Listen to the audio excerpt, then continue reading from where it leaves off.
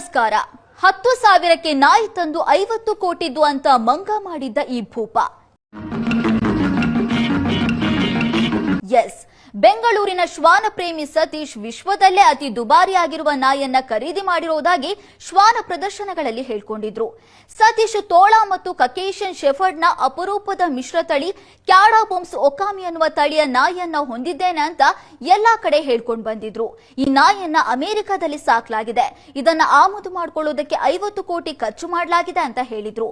ಆದ್ರೆ ಈಗ ಇಡಿ ಅಧಿಕಾರಿಗಳು ಸತೀಶ್ ಮನೆ ಮೇಲೆ ದಾಳಿ ಮಾಡಿದ್ದು ಸತೀಶ್ ಈ ನಾಯಿಯನ್ನ ಹೊಂದಿಲ್ಲ ಅನ್ನೋದು ಗೊತ್ತಾಗಿದೆ. ನನ್ನ ಮಕ್ಕಳು ಹಾಲಿವುಡ್ನವರು ಯಾರ್ಯಾರಿಗೂ ಆಸ್ಕರ್ ಕೊಡ್ತಾರೆ, ಇವನಿಗೆ ಕೊಡಬೇಕು ಆಸ್ಕರ್. ಇಡಿ ಬ್ಯಾಂಕ್ ಸ್ಟೇಟ್ಮೆಂಟ್ ಗಳನ್ನು ಕೂಡ ಪರಿಶೀಲಿಸಿದೆ. 50 ಕೋಟಿ ವ್ಯವಹಾರ ಆಗಿರುವುದಕ್ಕೆ ದಾಖಲೆಗಳೇ ಸಿಕ್ಕಿಲ್ಲ. ಅಸಲಿಗೆ ಸತೀಶ್ ಬೇರೆಯೊಬ್ಬರ ನಾಯಿಯನ್ನ 10,000ಕ್ಕೆ ಬಾಡಿಗೆಗೆ ತಂದು ಅದನ್ನ ತನ್ನ ನಾಯಿ ಅಂತ ಹೇಳ್ಕೊಂಡಿದ್ದಾನೆ ಅನ್ನೋದು ಗೊತ್ತಾಗಿದೆ.